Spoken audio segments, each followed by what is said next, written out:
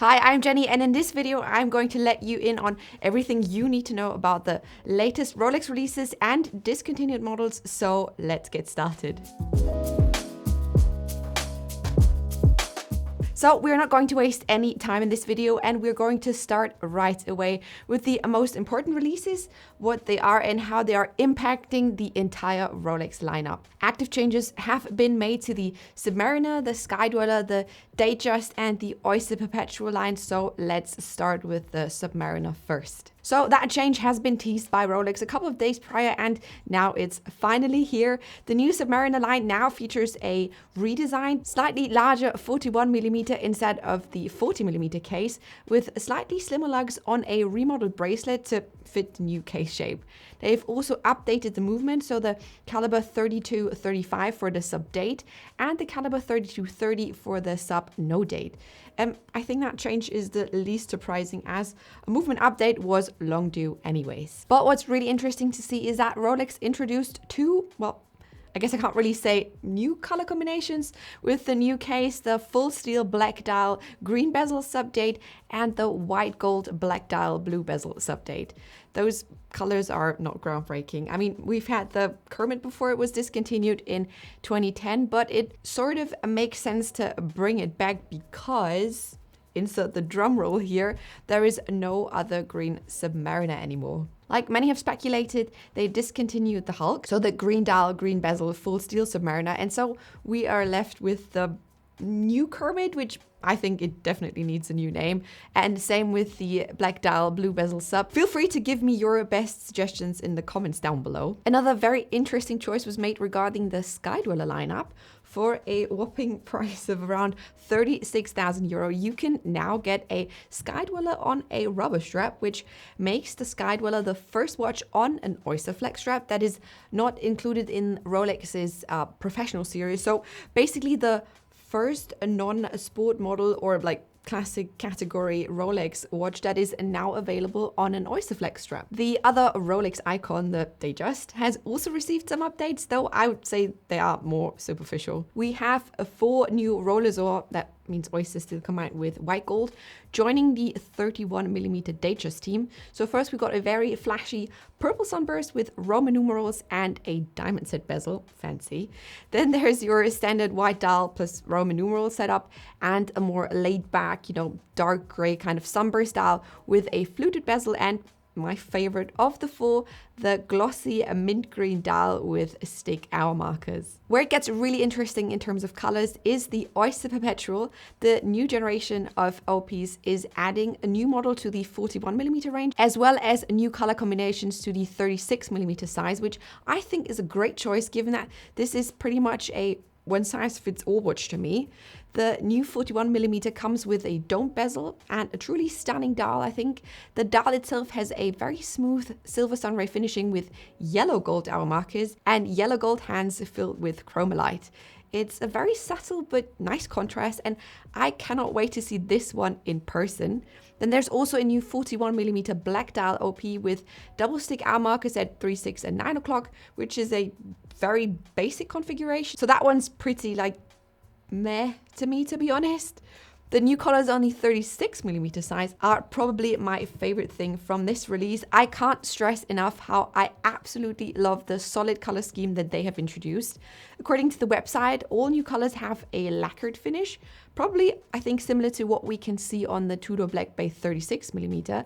But you guys, look at those colors. There's a candy pink, a stunning, beautiful turquoise, yellow, we've got coral red, and a proper Rolex green. For a second there, I honestly thought I was scrolling through a Dogster release, and I'm absolutely not mad at it. I also do not mind the double stick hour markers at 3, 6 and 9 o'clock at all. I think there is enough space on the dial to handle the added hour markers. And on a quick side note here, though I do not want to say that the candy pink is a girly color, I do think that introducing such a unique color in a larger case is the step in the right direction, because if you wanted to wear a pink or some sort of rose colored dial from Rolex before, you had to fall back on much smaller sizes. And you know what's really funny to me? they've pretty much killed most of their Pearl Master lineup.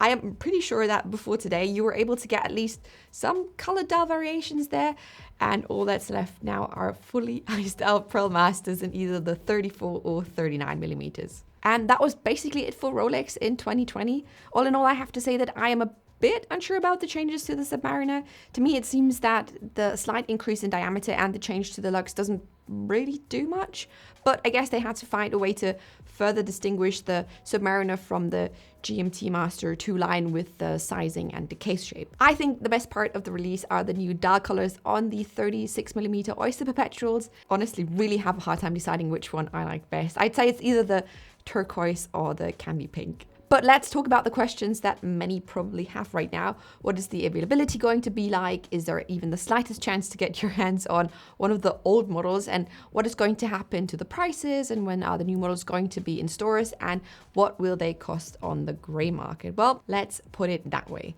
Availability is not going to change. It's still the same Rolex game, and I am pretty sure they are not going to suddenly, just like flood the market with an abundance of watches. It is probably going to work out like it did before, so they get a little bit of more stock from the new watches, and the availability of the ones that are going to be continued stays the same. But what's with the discontinued watches? Is there even a chance to still get one? The answer to that is a yes with a big but. Because even until today, a very tiny remainder of stock from models like the Black GMT Master 2 that has been discontinued in March 2019 is still being delivered to some stores. So Rolex is obviously not just trashing the old stock that they have. But if you are just a mere mortal like I am, chances are 0 to none, and there's probably no other way than to look at the pre-owned market for that. So what is going to happen with the prices?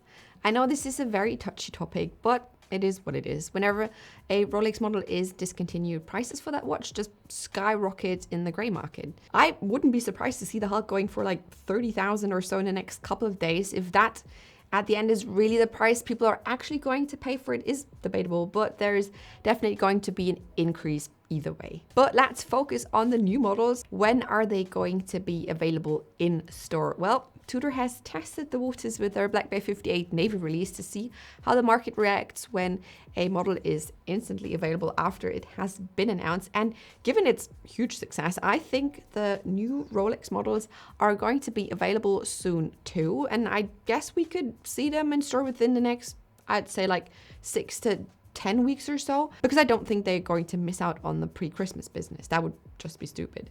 And as always, as soon as they are dropped in stores, some are immediately going to flip their watches for a higher price. I am sure we're going to see some pretty crazy asking prices, but that's always the case. I guess flippers are also going to test the watches and see how much they can ask for or just get for the watches. So nothing new here.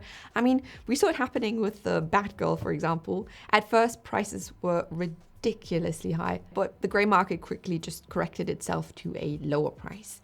And now that we have talked about the watches, there is still time left for me to shamelessly plug our watch roll release that is about to come up. If you are looking for a watch roll that your watches actually and truly deserve, then look no further, because here it is. All our watch rolls are handmade and they're shipped to you directly from Germany. We've got a great selection of colors and sizes, and my favorite right now is the English green right here. And I'm sure there is something out there for everybody in our store. So be quick and subscribe to the mailing list. I will put the link for you up here and in the description box below, so you know when we start the watch roll sale, as we tend to sell out quite fast, so you can make sure to get yours. And that is it for this video. Let me know what you think about the releases. Let's tear each other to shreds in the comments. Give me your best Rolex weightless joke, and I make sure to pin the most popular. Let's make this the worst comment section ever. I mean, obviously, I'm just kidding. Be nice and let me know what you think. And as always, thank you for watching this video, and I will see you in the next one. Bye.